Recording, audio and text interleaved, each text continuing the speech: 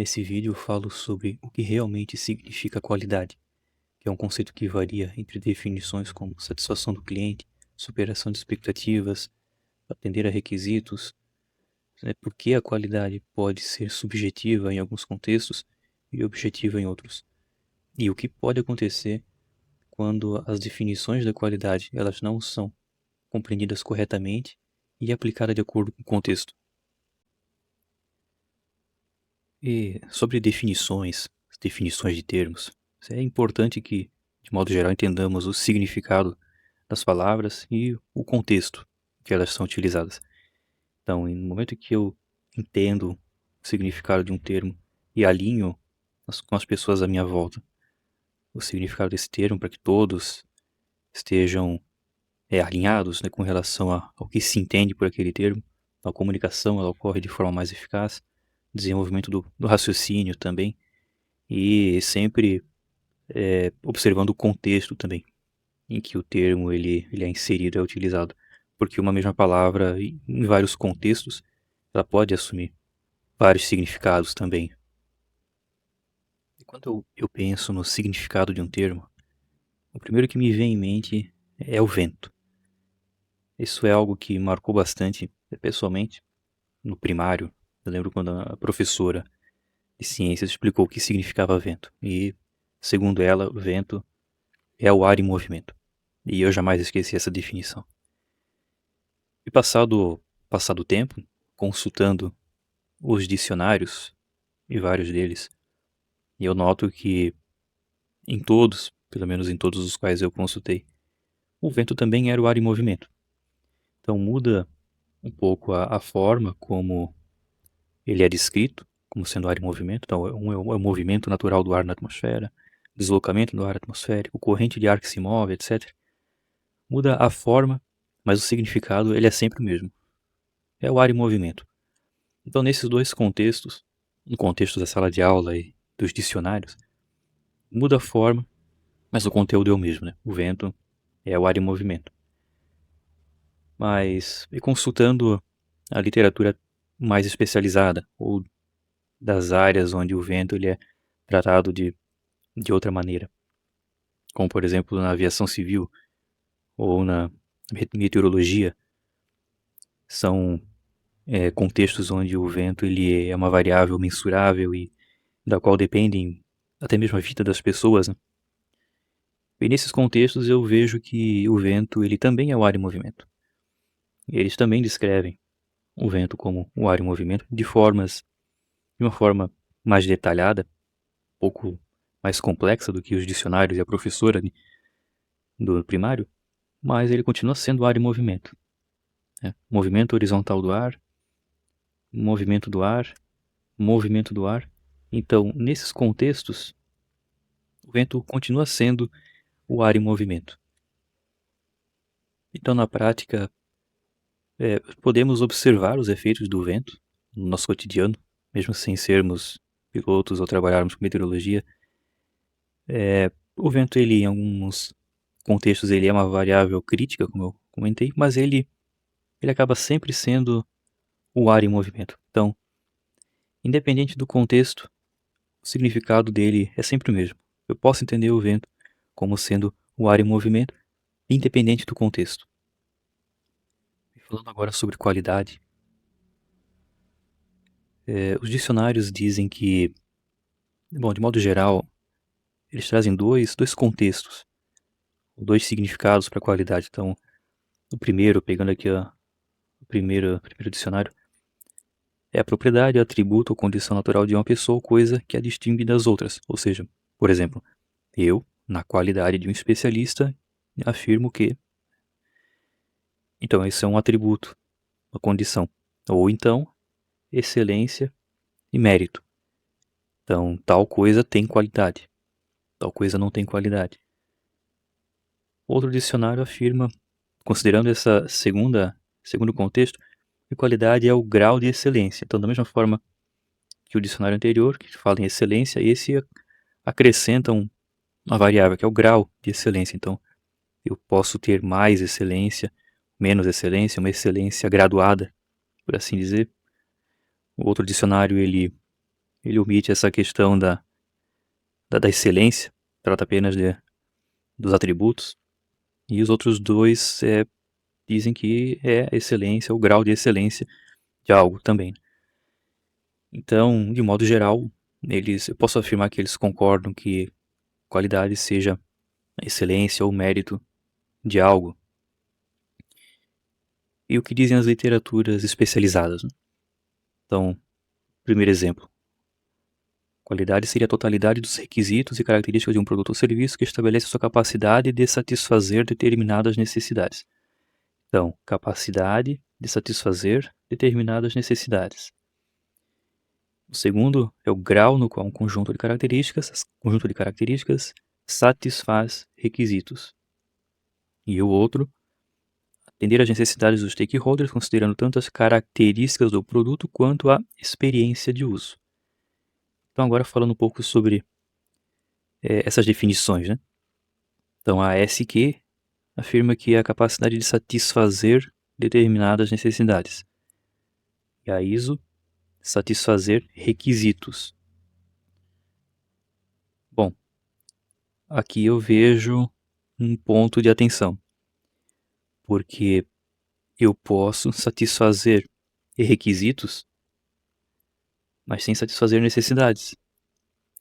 Então, imaginem que eu tenha um sistema, ou foi me solicitado que, usando um exemplo da área de tecnologia, foi me solicitado o desenvolvimento de um determinado sistema com determinadas características. Chegou até mim essa demanda. E eu, como programador, implementei esse sistema com aquelas características que me foram solicitadas pelo stakeholder, pelo analista de negócio, ou PM ou PO. Mas ao ser entregue esse produto para o cliente, notou-se que ele não satisfez as necessidades do cliente, porque havia algum atributo que foi omitido dos requisitos, dentre os requisitos que me foram trazidos. Então, nesse contexto, no contexto do desenvolvimento de software, eu atendi aos requisitos que me foram solicitados, me foram descritos, mas eu consegui não satisfazer as necessidades.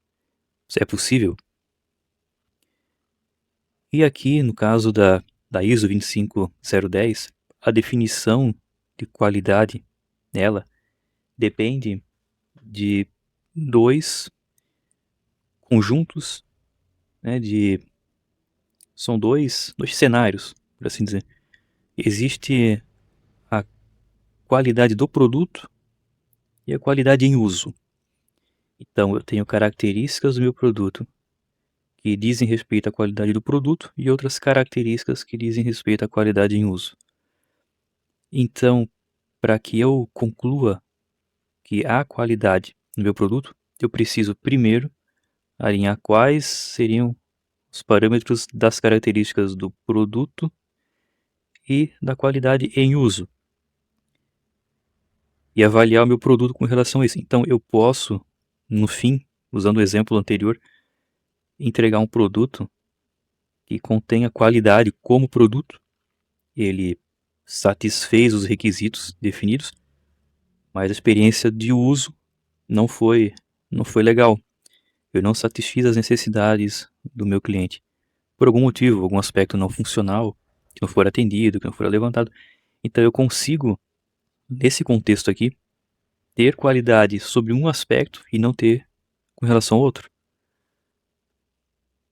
E agora, falando sobre os chamados gurus da qualidade, que eram personalidades, nomes de respeito da qualidade, e que elaboraram muito do raciocínio em volta dela. Enfim, são 7 exemplos que eu trago aqui, dentre inúmeros. E o primeiro, ele afirma que a qualidade é grau de excelência a um preço aceitável e custo aceitável. Então, novamente aqui o grau de excelência, conforme o dicionário, né? Mas ele agrega dois novos parâmetros, preço e custo. Então, a qualidade é um grau de excelência, porém, a um preço aceitável e custo aceitável. Ele fala que qualidade e excelência confrontada com custo-benefício. Então, excelência versus custo-benefício, ou considerando custo-benefício. O segundo afirma que qualidade é conformidade de um produto às especificações. O terceiro, adequação ao uso e ausência de deficiências. Então, se o produto atende às necessidades e não possui deficiências, ele tem qualidade. O outro, atende perfeitamente, de forma confiável, acessível, segura. O quinto, atende às necessidades. O outro, produto que seja econômico, útil e sempre satisfatório. Então, ele precisa atender, ser útil, econômico e satisfatório hoje e amanhã, né? Sempre satisfatório. E o sétimo, conjunto de características que satisfaz as expectativas do cliente. Então aqui, entre esses 7 gurus da qualidade, né, Crosby, Juran, Deming e Ishikawa, entre eles a definição de qualidade varia. Então, é um grau de excelência, considerando o custo-benefício, conformidade com as especificações. Conformidade com especificações não é o mesmo que grau de excelência e custo-benefício. Eu consigo, elaborando algum raciocínio, talvez forçar para que uma definição caiba dentro da outra, mas não é esse o objetivo. O terceiro jura adequação ao uso e ausência de deficiências. O quinto, né, Deming, atender às necessidades. Sabe, então, esses 7 definem qualidade, cada um à sua maneira, mas a diferença entre as definições não é apenas uma diferença na forma, mas no conteúdo também. Tem custo-benefício, tem conformidade com especificações, ausência de deficiência, né, atender às necessidades, né, é confiável, acessível, seguro. Então, não significa qualidade a mesma coisa para esses 7. Alguns concordam entre si, mas outros não. Então fica a dúvida, né? O que significa qualidade? Qual desses termos é mais correto? Se é que há um termo mais correto que outro? E, enfim, na prática, então, o significado de qualidade depende. Depende do quê? Porque no caso, depende do autor, né, do pensador, depende da organização, certo?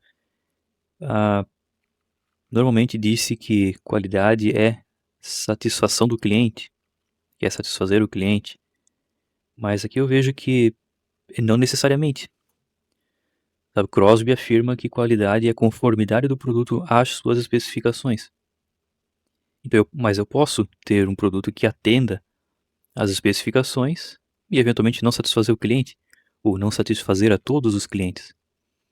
Então, depende do contexto. E se eu afirmo que qualidade é satisfação do cliente, na verdade eu posso dizer que, de certo modo, dependendo da abordagem, que a satisfação do cliente ela é consequência da qualidade. Entendeu? Então, assim, ela pode não ser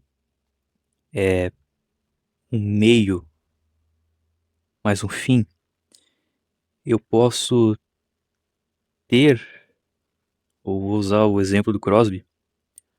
O Crosby afirma que qualidade é conformidade do produto às suas especificações. Então imagine que o meu produto, segundo Crosby, ele atenda às especificações. E isso resulta que os meus clientes fiquem satisfeitos. Entendeu? Então, a qualidade, usando o exemplo de Crosby, ela é conformidade do produto às especificações. Tendo o meu produto conformidade às suas especificações, o meu cliente ele fica satisfeito. Então, a qualidade nesse caso não é satisfação do cliente. Qualidade é conformidade. Porém, se eu tenho conformidade, meu cliente fica satisfeito. Então, dependendo do contexto da abordagem, qualidade não é a satisfação do cliente, mas a satisfação do cliente é consequência da qualidade. Dependendo. Agora, Segundo Deming, qualidade é atender às necessidades do cliente, presentes e futuras. Então, aqui eu já posso afirmar, consigo dizer que qualidade é a satisfação do cliente. Então aqui sim, mas aqui não. E entenderam? Então, depende. Depende da abordagem.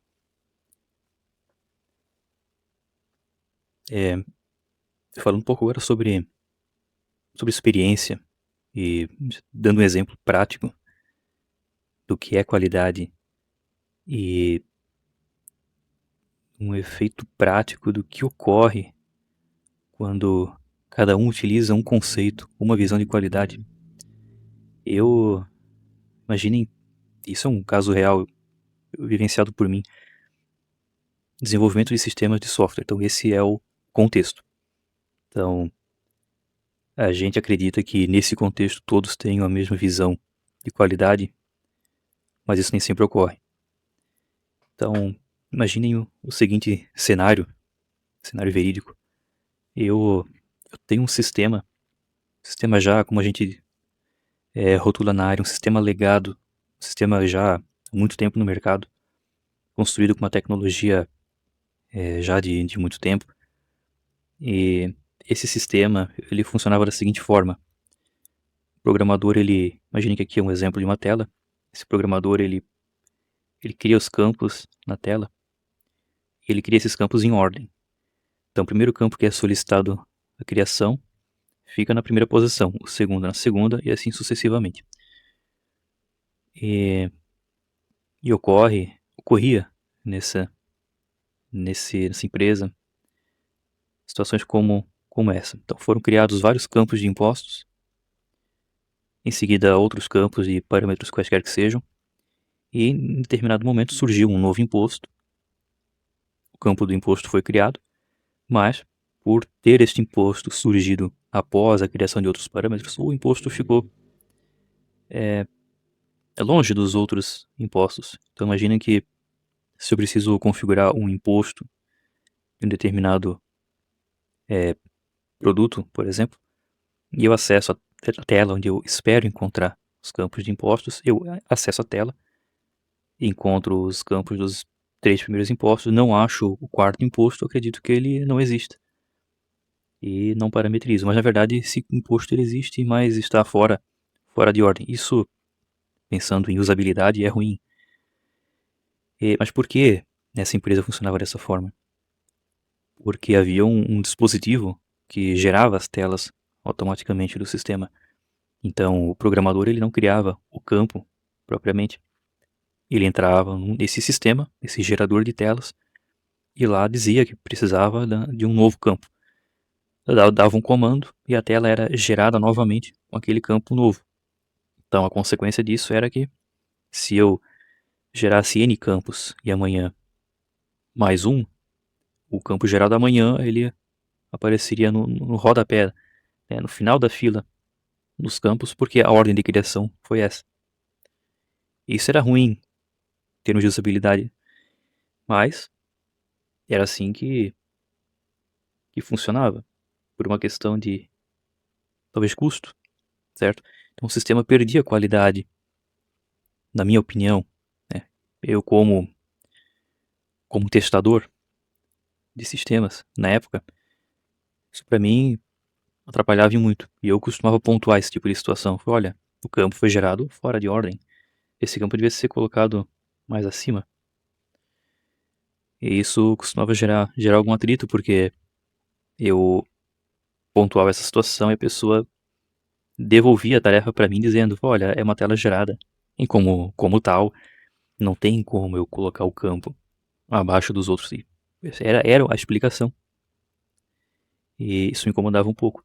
Então, como cliente, como testador, como primeiro cliente na cadeia, para mim o sistema ele perdia qualidade com isso, com essa forma de desenvolvimento. Perdia qualidade no quesito usabilidade. Mas, do aspecto do programador, estava tudo bem. Ele implementou aquilo que fora solicitado. E usabilidade não era um requisito.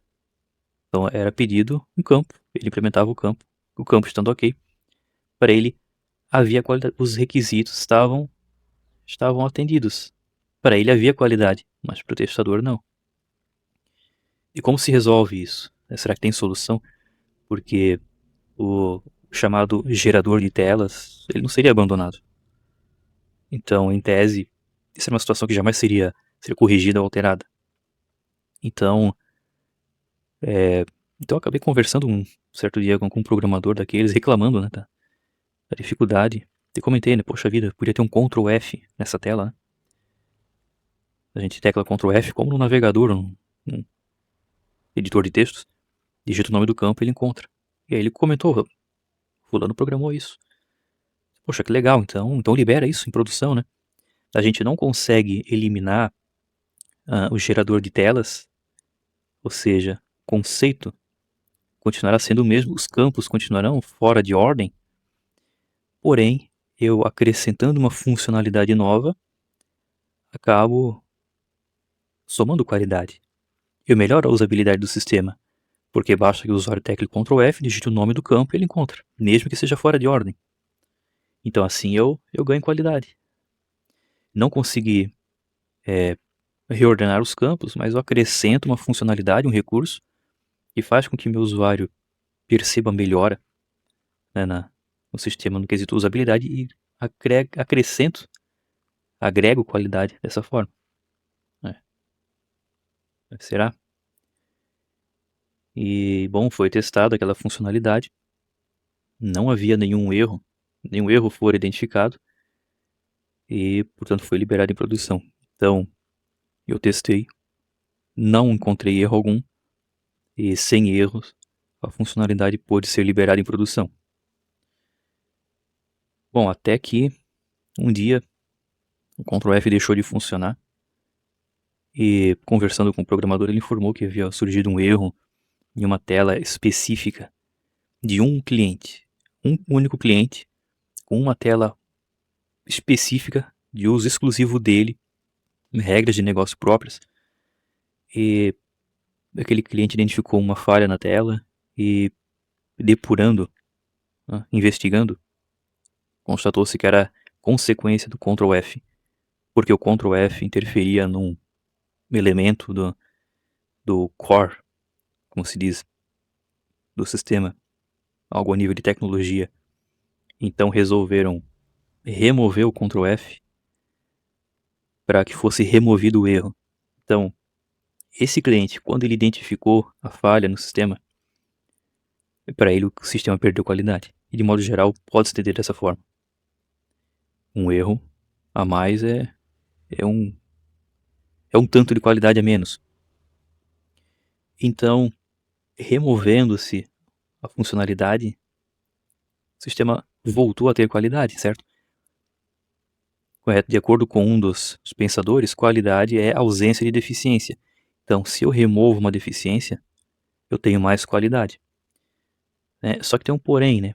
Imagine aquele cliente que utilizou o Ctrl F, habituou-se a ele, e de repente ele tecla Ctrl F e a funcionalidade não existe mais. Então, para ele, o sistema perdeu qualidade. Então, o que eu percebi depois, meditando sobre esse caso, né? Em um momento eu ganho qualidade, em outro eu perco. Né? O sistema não tinha qualidade porque a, a tela era ruim, era de uso difícil, a usabilidade era discutível. Então eu implementei uma funcionalidade nova que melhorou a usabilidade. O sistema ganhou usabilidade, certo? E ganhou um recurso a mais. Só que depois esse recurso causou um erro, fez com que ele perdesse qualidade para um cliente.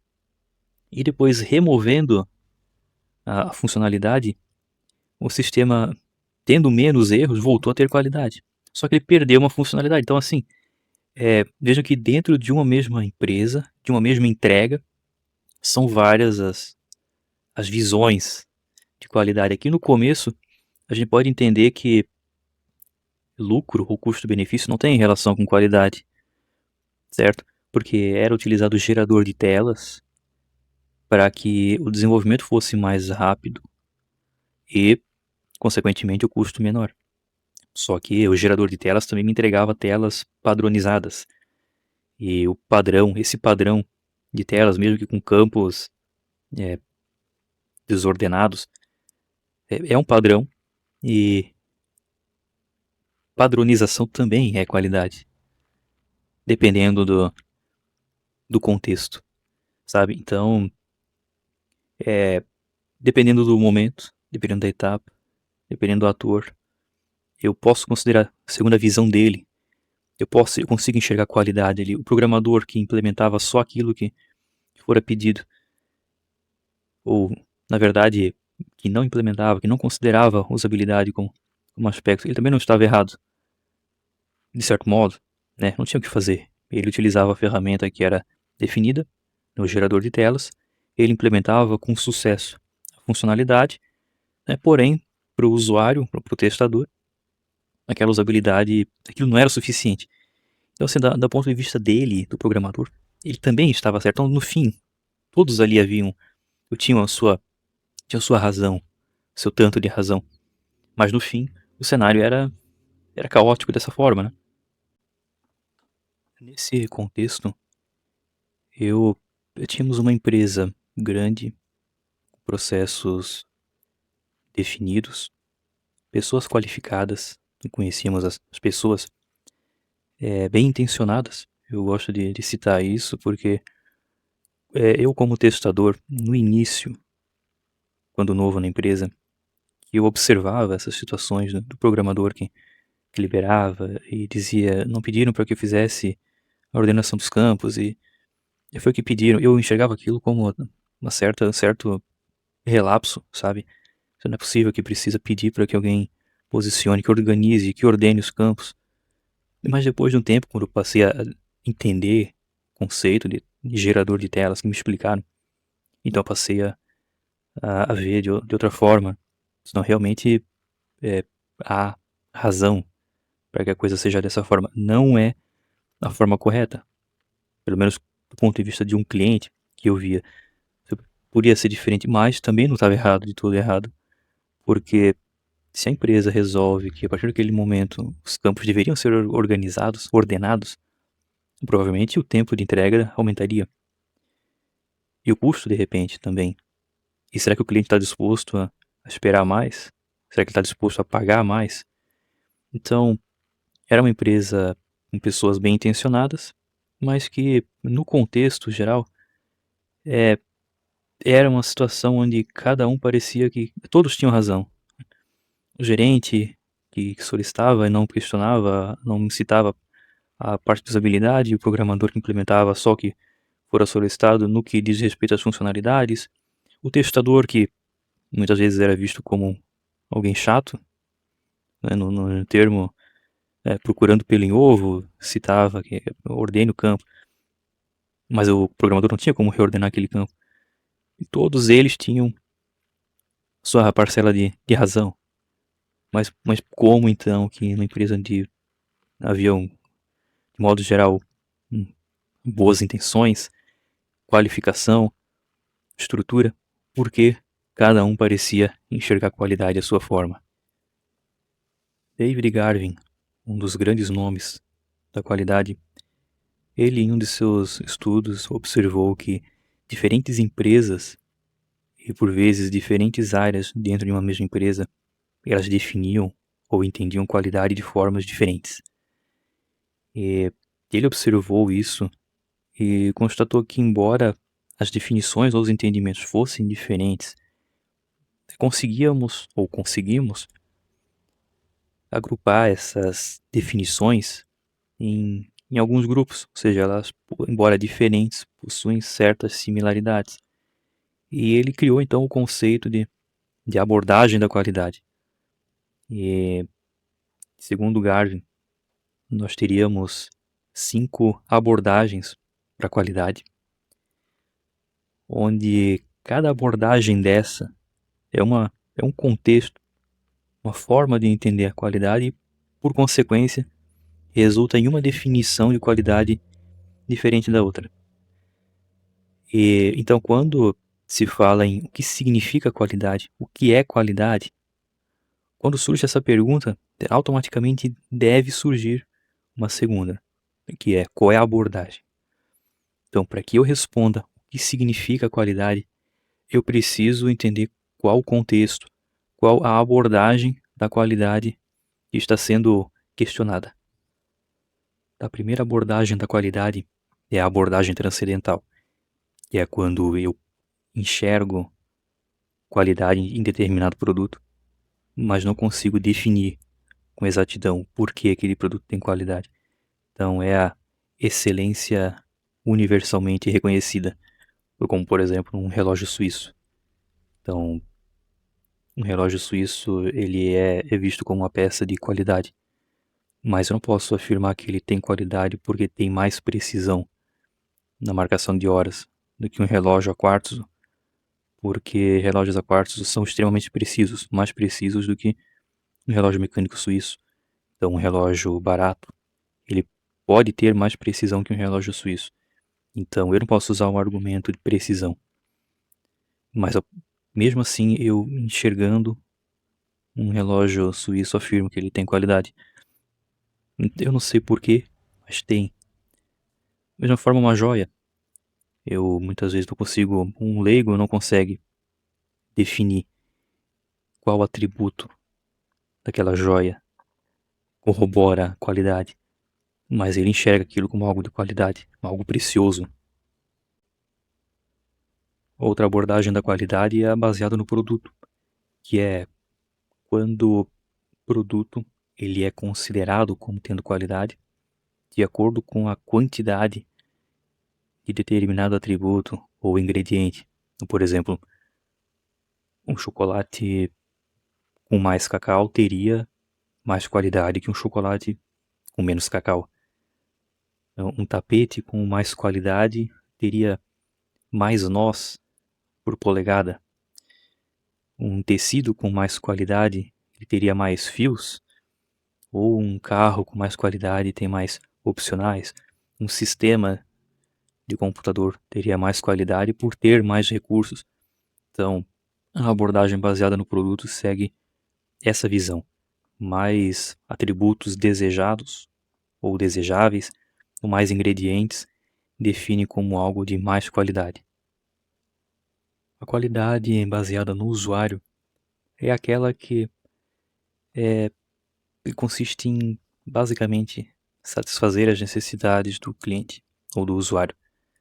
Então, como exemplo, eu tenho um usuário que utiliza o carro majoritariamente em cidade ou estrada. Para esse usuário, um carro aventureiro, ele atende às necessidades, porque ele não precisa mais do que isso. Mas se um mesmo carro for utilizado por alguém que trafega majoritariamente em estradas de chão, esse segundo usuário dirá que o carro não tem qualidade, porque não atende.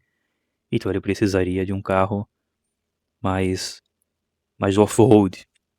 Agora, se o primeiro usuário utilizar um carro off-road em asfalto ou cidade, ele vai dizer que o carro não tem qualidade, porque não tem conforto, não performa tão bem no asfalto, é desconfortável. Então, essa é a qualidade que depende mesmo do usuário.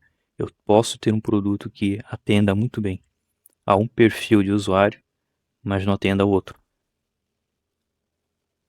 Outra abordagem baseada na produção diz respeito à conformidade com os requisitos. Então, uma fábrica onde todas as canetas saiam com as mesmas medidas, as mesmas especificações de quantidade de tinta, tonalidade, uma linha de produção de um produto líquido ou qualquer que seja, se todos contiverem a mesma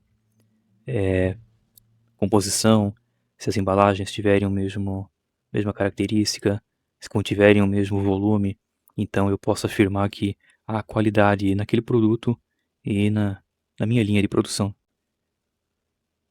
E a qualidade baseada no valor, que é basicamente custo-benefício. Então, por exemplo, eu preciso de um meio de transporte, um veículo, para me levar de um ponto A até o ponto B. Eu preciso que esse veículo faça isso da forma mais econômica e confiável possível. Então, sendo assim, o primeiro veículo, ele me atende. Agora, se eu preciso de algo simples, igualmente fácil de manter, mas que tenha um pouco mais de conforto ou que tenha um pouco mais de capacidade para transpor obstáculos. Então, o segundo veículo, ele já me atende. Não é algo tão moderno, mas ele consegue atender de uma forma mais eficiente o que o primeiro veículo não atende. Então, é custo-benefício mesmo. Então, recapitulando, as 5 abordagens de qualidade. Então, a abordagem transcendental, que é aquela qualidade onde eu tenho uma excelência inata, mesmo que eu não consiga definir, ou que não seja fácil. Eu tenho a qualidade baseada no produto, que é a questão dos atributos mensuráveis, né? Mais quantidade, mais qualidade, menos quantidade, menos qualidade. A qualidade baseada no usuário, que é o quanto um produto atende às necessidades do usuário. Qualidade baseada em produção, que é a conformidade com os requisitos. E baseada no valor, que é o custo-benefício, né? A excelência a um preço aceitável. Então agora eu quero correlacionar essas qualidades, as abordagens da qualidade, com cada uma das etapas do meu exemplo da tela gerada e do Ctrl F que eu citei anteriormente. Então, eu explico agora qual abordagem da qualidade estava sendo considerada em cada uma das etapas e, e as consequências no final disso e o que poderia ser feito para evitar que aquela situação ocorresse.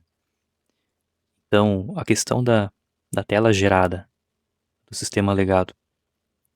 O ponto principal da utilização daquele método era a velocidade do desenvolvimento.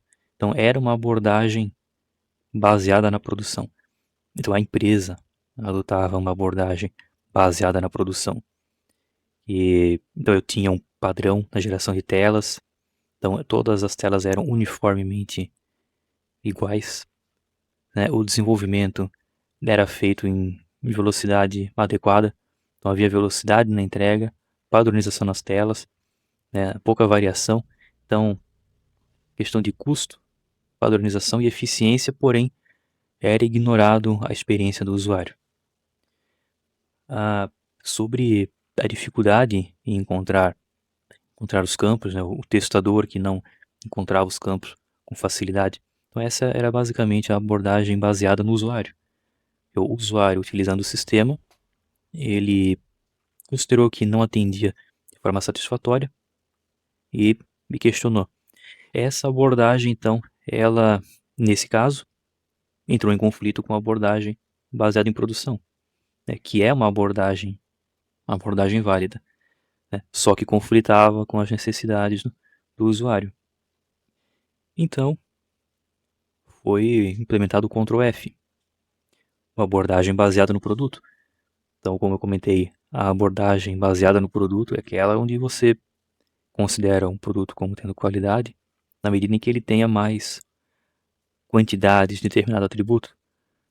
Então, nesse caso, eu poderia afirmar que meu sistema passou a ter mais qualidade, mesmo que não tenha revisto a forma de gerar as telas, mas acrescentando um recurso a mais, que era o Ctrl F, né? A feature. Só que isso a gente viu que representou um risco, né? Foi inserido um atributo a mais para dar mais qualidade e resolver uma situação causada pela abordagem baseada na produção, mas que no fim causou outra situação. E sobre os testes, também eu posso considerar como uma abordagem baseada na produção, porque o fluxo, o processo definido era: testa-se, se não for encontrado erro, libera-se. E não havia erro. Então foi realizado o teste, não foi encontrado erro, portanto, libera. Estava dentro dos padrões da organização. Não desviou do padrão naquele momento, né? Bom, o erro em uma das telas eu consigo enquadrar na abordagem baseada no valor. Por quê? Porque aqui é a questão do custo-benefício. Então, surgiu um erro em uma tela. o impacto era limitado. Mas por que não foi corrigido aquela inconsistência na tecnologia do sistema? É porque não valia a pena. Então, era um sistema legado onde a alteração traria talvez até mais riscos. Você altera um componente da tecnologia e esse componente é utilizado em todo o sistema. Precisaria ser feito testes em todo o sistema por conta de uma funcionalidade que, bem da verdade, nenhum cliente solicitou. Era uma melhoria que não foi requisitada por cliente algum, melhoria interna. Então, virou basicamente uma decisão de negócio. Não se altera o sistema para evitar que novos erros ocorram, para evitar que sejam gastos recursos que não compensariam naquele momento. Então, resolveu-se por remover a implementação. Abordagem baseada em produção também, porque isso fez com que retornássemos ao padrão conhecido. A linha de produção usa o gerador de tela, é a tecnologia já conhecida, pouca variabilidade, né? Retornamos ao controle e à estabilidade do sistema, né? Porém, o risco oculto, perda de valor. E aí a gente retorna à abordagem baseada no usuário, né? E finalizando, qual a finalidade então, afinal, de se entendermos o significado da qualidade dentro de uma organização? Bom, primeiro é que cada área, muitas vezes, ela tem a forma legítima de enxergar a qualidade, mas no momento em que ela pressupõe que a outra área, ou seu fornecedor, ou outra empresa, entendem qualidade da mesma forma, ela pressupõe, mas se isso não for verdade, aí é onde surgem os problemas, né? Muitos dos problemas, os ruídos de comunicação e as decepções e os retrabalhos. Então, o primeiro motivo para que haja um alinhamento com relação ao significado da qualidade é a comunicação. Então eu alinho o significado, mas antes preciso entender o contexto. Qual é a abordagem da minha área, qual a abordagem da área seguinte e qual a abordagem da minha empresa. Então, aí começa por aí, né? E no momento em que eu tomo consciência da abordagem, seja da minha empresa, da minha área, eu consigo, no momento de necessidade de alguma avaliação com relação à qualidade, como são N conceitos, práticas, ferramentas, autores e contexto de qualidade, se eu identifico a abordagem da minha área ou da minha empresa, eu consigo selecionar a ferramenta, o método, né, o conceito mais adequado para resolver ou tratar alguma questão relacionada à qualidade da minha empresa. Então, ao invés de selecionarem-se ferramentas ou métodos de forma arbitrária, eu vou direto ao ponto. Se eu sei que a minha abordagem é baseada em usuário ou em produção, eu seleciono uma ferramenta ou um método desenvolvido dentro desse contexto e as chances de sucesso, no meu entendimento, elas são maiores. Então, assim, a qualidade, ela precisa ser discutida e não pressuposta. Então esse acho que fica o recado aí, né, para finalizar, é o ponto principal, né? Então é o alinhamento, né? Discute-se qualidade e aí reduz-se atrito e, enfim, retrabalhos e o custo, consequentemente, né?